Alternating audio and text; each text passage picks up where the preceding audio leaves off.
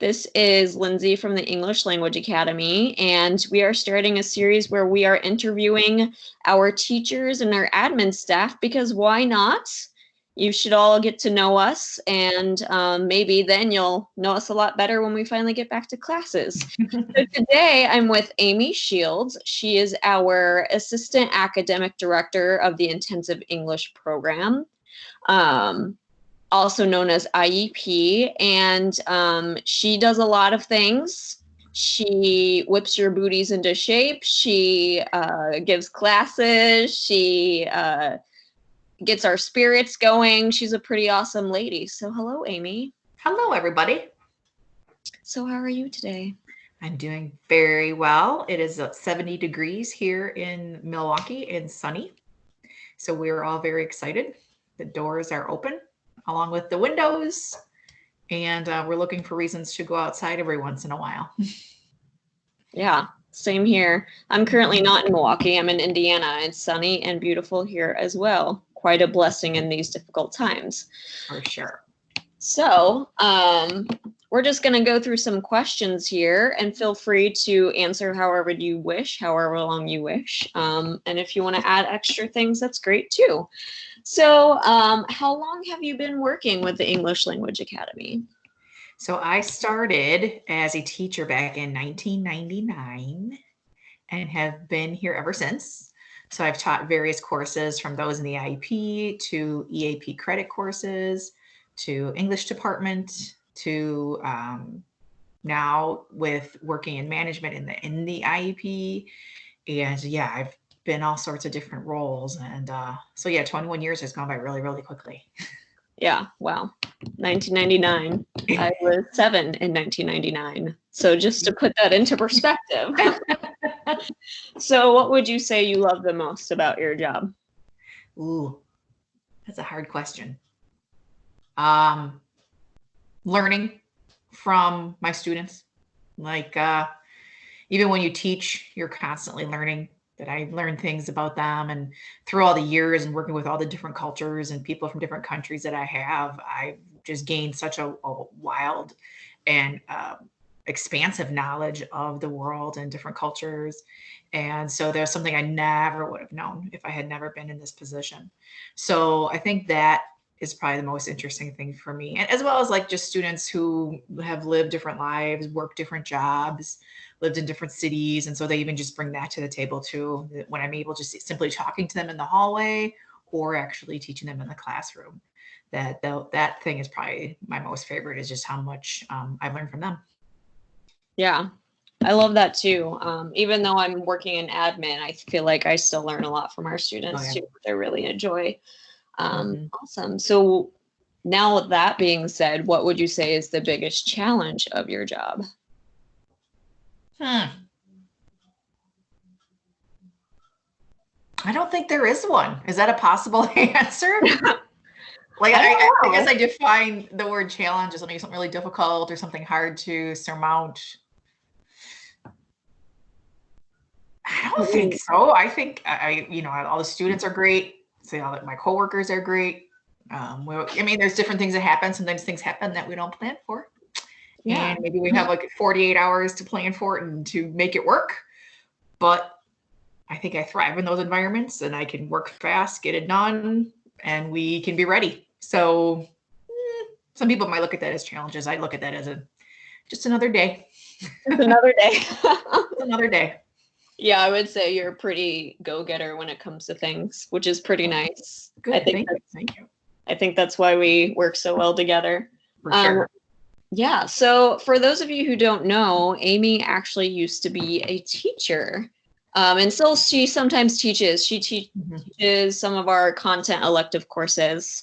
So some of these questions are going to be more related to her teaching. So Amy, what is the most embarrassing thing that's happened to you in a class while you were teaching? Ooh, good question. I think I fell down one time. I think I tripped either on a chair or my table, because it was behind me and I tripped on the leg. I don't know if I fell all the way, but you tell the students were like, do we say something? Do we help her up? Should we just leave her? Should we all look away? Should we not stare? Like, it was like awkward for everybody. I think a different time, I think sometimes you're always worried about, I don't think I've ever had any problems, but worried about like clothing, making sure everything's in its place where it's supposed to be, especially when you're working in front of people all day long. So usually I've always tried to do that. Or like have lipstick on your teeth. Oh, I totally had that happen. Yeah. Yeah. In public like that. That's always embarrassing. But yeah, the usual. The usual. Have you ever like slurred or messed up your words while you were speaking? Oh yeah, I think I do that all the time. And I think part of that is my brain goes faster than my mouth. So I want to say something and I know 10 words from now what I want to say. And I just want to hurry on and get there. But then, it doesn't always make sense. Or, you say it wrong. Or one time I gave I don't know if I was in a class. No, I think I was working in a conference with a student and said a completely like wrong word. Like, and then the student took that word in its wrong context. So the way I used it was completely wrong. And so then the student walked away like with the wrong definition of the word. And I didn't realize it until like hours later. I went, wait a minute, what did I say? That was the wrong word. I should have said this one instead. Like it was similar pronunciation or similar spelling. And I said it completely wrong. So I don't know if I must have done the next time I saw the student. I was like, hey, did I say this? And I had to correct myself. So I've done that. Yeah. I've definitely done that both when I taught French and when I've taught English. Oh, sure. I think for me, I don't get embarrassed easily. So I just am like, no, that was wrong. Remember that thing I told you? It was wrong. Scratch that. Oh yeah, I forget it. I totally get embarrassed. Yeah, my face will turn red and yeah. Totally. So what do you think students would be surprised to know about you? Maybe that I'm really athletic. I can't not ever be playing a sport or doing some type of workout. So I've done crazy intense boot camps with firefighters and professional body lifters and weightlifters, and people would be in like body competitions. And so I've even worked out at a place that had professional football players there who were there that, play on different teams throughout the United States. And so here I am lifting weights with these people and be like really, really intense work, which also means that my trainers don't forgive you or care what your excuse is for not being able to lift the weight or do the work they want you to do. So so I've always been like in those intense workout environments, and recently picked up tennis again. I used to play when I was in my 20s, so picked that up again, working with a trainer on a lot of times. And then on the opposite side of that, then I also do yoga. So it's kind of, and I had to force myself to do yoga. Like I didn't think I would like it because it's not intense enough for me, that I'm not running or being really, really vigorous and fast until I learned and did yoga that it really is a great body builder. And that it is something that you can really improve your muscles, and it's good for your bones and as well as all your tendons and joints. And so I am a yoga believer now. But my first experience with yoga was doing hot yoga. So the room is 110 degrees Fahrenheit, and you aren't doing anything that's really difficult as far as moves go, but you are doing them for 90 minutes. So you have a lot of stretching and movement and contorting of your body, and you do each move like 2 times. And after 10 minutes, you want to leave because it's so hot, but you have to stick in there for 90 minutes. And even the teacher doesn't want you to leave. So they just say, no, sit down, don't go. And so like even that was really, really intense. So I guess I kind of matched my other really intense athletic side too, that I would pick hot yoga versus something simpler. I don't think I could ever do hot yoga. I know a lot of people say that. And I originally said it too, but I went in it because it was at the same time I was doing those really big training sessions and a lot of weightlifting that you need to balance stretching with that, because otherwise you can hurt yourself. So that I kind of forced myself to go that I needed. And then when it's really, really hot, then your muscles become like rubber bands. Everything's really, really loose. And it's a really great way to get the stretching in and help your muscles and stuff. So I kind of went in it more as like a healing thing for me. And, but yeah, it's kind of addicting. It's kind of crazy. It is a mind thing. You have to like be ready mentally to walk into a room that's 110 degrees. Yeah. I think that would be the hardest part for me is like knowing like, I don't like heat, so that would be a challenge. Yeah, it's crazy. It's crazy. So, now we turn to the students. I always find what's interesting, especially even though I was in undergrad like not that long ago, that students are very different now. So, what would you say is the trend among students that is the most baffling or confusing to you?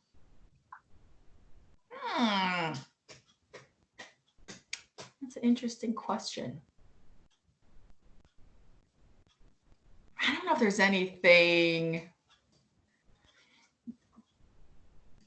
because I think I've seen this through all my years, not something that's current, but maybe ones where students do a lot of the work to get here. They get to the United States, they get in these programs, but then they don't do the work once they're here. Like, I guess that kind of baffles me. Where I was like, wow, you know, that was a big deal to come here and it costs a lot of money and to pay all of that. And so then that's kind of maybe, I guess it's baffling to me, like why that would happen, but also maybe a little disheartening too, where it's like, come on, you put all the effort into getting here. Let's do it while we're here too. So that'd probably be the one that I see. And I don't think it's necessarily for current, but it's just what I've always noticed. Yeah. Why do you think that is? If you had to guess, like what's the main reason, do you think? I don't know, because you know what? I bet everybody has a different reason. You know, some could be they were forced to come here and didn't really want to be here, so why do the work? Or some people think they want a degree, like they're like, this is my goal, my focus, and they get here and they're like, oh, this is totally different than what I thought it would be. Yeah, I don't want to do this. That probably does happen a lot. Yeah, so I bet like people have a lot of different reasons too. You know, for what they are expecting with their own schooling. Yeah. Or do you think they're like a lot of American students who study abroad who just like want to party? Oh yeah, there's for sure that too. Party and shop. That's what shopping in the US is huge. Exactly. Which is funny to me, you know, because I feel like having lived abroad, I feel like there are so many other more interesting clothing brands than what you can find in the US. But I guess that's just me. For sure, especially when a lot of fashion starts in other countries. So as an American, we're like, why are you wearing these clothes? Yeah, and we're wear those clothes. We're the people of sweatpants, socks, and Birkenstocks. You know what I mean? Of course. Yes. I don't personally wear that, but it's definitely a Wisconsin thing. That's for sure. Yes, for sure. It's warm, I guess. Yeah. And they stay warm in winter. Yeah, and it's cozy. But it's still Birkenstocks with socks. I think that's the thing I don't understand. Well, that's because it's like slippers. Socks. Yeah, so you're going to class in slippers. Yeah, that's the key. Oh. Yeah. That's an interesting. Been there, done that. Yeah. I'd wear wool socks with my Birkenstocks in winter. Oh my gosh. So my feet would stay warm. But it was like I was wearing slippers. That makes more sense now. I never thought about it that way. There you go. I still won't wear that, but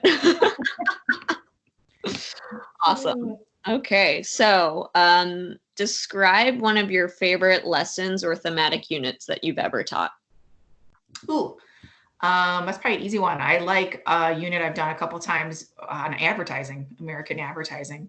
And I sometimes would teach it around in the spring semester at the beginning when we have the American football Super Bowl.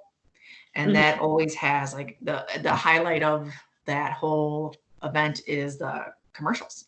And companies, you spend $1 million for 30 seconds to show their commercial. And it was always something new, a brand new commercial, brand new product, something like that. So it was always like an interesting time to have that thematic unit talking about that and what is happening in American advertising and with American media, and then show actually like a real event.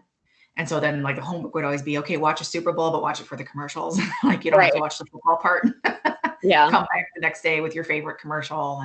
And then by then too, then they, it depends on, sometimes you get them on YouTube by then, or the commercials then are then officially out to the public. So you could like see it again if you want to show it in class or whatever. And then what was cool is then that we always ended that unit where students had to make their own ad.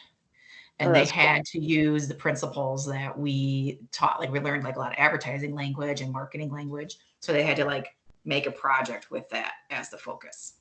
Yeah. But yeah, I always like that one. That is a really cool one. What did you find that students liked the most about that unit? The psychology of it. I think we had discussions that they were like, oh, this ad is not selling those jeans on the chair. The ad is selling something else. And so they're just kind of talking about the psychology of it.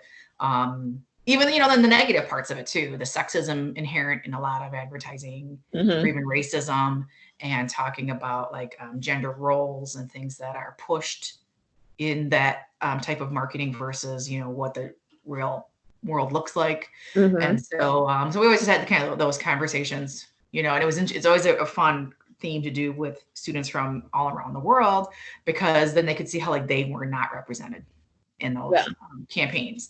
And so it's just kind of interesting when America calls itself the melting pot, but except when you see it publicly or in the media or in advertising. Yeah. That's really interesting. Cool. So what is a book that you would love to read with your students and why? I've had a couple of them. I think the recent years one, which I've done in my credit courses, is called Why School. And it is Mike Rose is the author, and he has written other books about education and our education system. And it's a short little book, really cute, fast read, but it's about the title, which is why do we go to school? Why do we have school? And so he just kind of explores the philosophy behind it. And what's interesting is that he gets into politics, and he gets into religious aspects. He gets into cultural things in the United States. And I think that's what makes it an interesting read, is that every chapter is different. But he writes in a way that makes you think, that makes you, wonder why things are done the way they are. He questions a lot of things. So I think my students enjoyed reading it too. I think I use that book with native speakers as well as international students. And it makes them really kind of rethink like their whole life, like what they've done and how they got to college. So it's a really good book. I really recommend it. Did you find that students were able to read it without difficulty? Yes, because of the way he writes. He writes, most of his books are written in a way to appeal to a mass audience. Okay. That, it's always hard to know exactly what an author is planning for, unless they directly state their audience. But this one for sure, Why School, is meant to have anyone pick it up and read it. He has other books like Lives on the Boundary. That one is written a little bit with a higher level vocabulary, a little bit more research and theory. So that one wouldn't be as easy. It's a much longer book too. But this Why School one is meant to just kind of get this overview glimpse of things, like you can just tell questions that he's always had. And it's really, really written well. That's awesome. Yeah. Ah, cool. So what is one thing you think your students know you for then? That's a good question. I don't know. Maybe like they would say, oh man, that Amy, she's always what? Serious. I stay on task, organized. We have the classes always has its objectives. We get through them. Do you write all your objectives on the board? What's that? Do you rate all your objectives on the board? Are you that? Sometimes, yeah. We talk about that. We pull out our syllabus every day. We talk about, here's what we're doing today. Here's what your homework is going to be. So everything's very organized. When they leave, they know what's happening. No questions, right? Like I want everyone to be so totally transparent that you're so clear that when you're done, you know what you got to do. So that's probably what they would say. Yeah. What about as the academic director, Amy, not the teacher, Amy? What would you say our students know you as? Maybe the enforcer. Bad cop. I don't know. What's some other words? The job I have to do. I can be friendly in the hallways, but it is my job to make sure all policies and procedures are being followed, that we have students where they're supposed to be. Yeah, your teacher can be your friend, while I will be just the one that's in the back watching everybody. Yeah. And that's fine. That's fine. Awesome. So my last question for you, Amy, is given the reality of the situation, none of us have really experienced something like this in our lifetime. How are you trying to still stay creative and energized during social distancing? Oh, I think just doing what I'm supposed to do helps me, because I think you can wallow in your own self-pity, and you can get depressed, and you can complain about the situation and be like, oh no, and I feel so bad. And you can go over on that over and over and over again. But then just know at the end of the day, nothing is going to change. You're not improving anything. So I just look at it now, instead of being in my office, I'm in my dining room. I still do my work. I still can communicate the same way with people. What I say isn't going to change. Maybe just where I am is changed, and how we communicate, right? But just because I'm not face to face, I try not to dwell on that, and I just try to stay focused, get my work done, communicate in the way I need to, and just focus on that. And I have noticed, though, the weeks seem to have gone by quickly. Yeah. Like, I feel like what are we, April 7th today? Would today have come as quickly if I were going to work every day? I don't know. Like, I feel like just every day, all of a sudden it's Friday, like we're at the end of the week. So I hope that's a good thing. Yeah. It should be a good thing, right? That means we're getting through this crazy time faster. Yeah, that's fine. As fast as we can. It could be 2021. That's totally fine with me. Totally fine with me. Oh man. So any last advice for our students or anyone listening? Yes. Just please, follow my steps, keep doing what you're supposed to be doing. Make sure you stay on a schedule. Just like when you're regular going to class, make sure you're eating breakfast, your lunch, dinner, stay hydrated. Sometimes we can forget about that at home. And sometimes if you don't move as much, you don't eat as much, or you don't drink as much, you want to make sure that you're staying physically healthy, keeping your mind going. It's nothing wrong with vegging on the couch all day on Saturday. That's totally fine. But you don't want it to be more than one day a week, right? Like, you want to make sure you're still doing what you're supposed to do. Yeah. And I know even the feedback from the teachers have been loving going on online class, even though they can't see you physically. People are having a lot of fun. And it sounds like the students too are appreciating being able to get out and hear other people and see them on their screen. And so if that's what gets you motivated, then keep doing that. Keep getting out and doing more of it. Awesome. All right. Well, we'll end here. Thank you, Amy, for your time. Thank you. See you, everybody. Bye. Bye.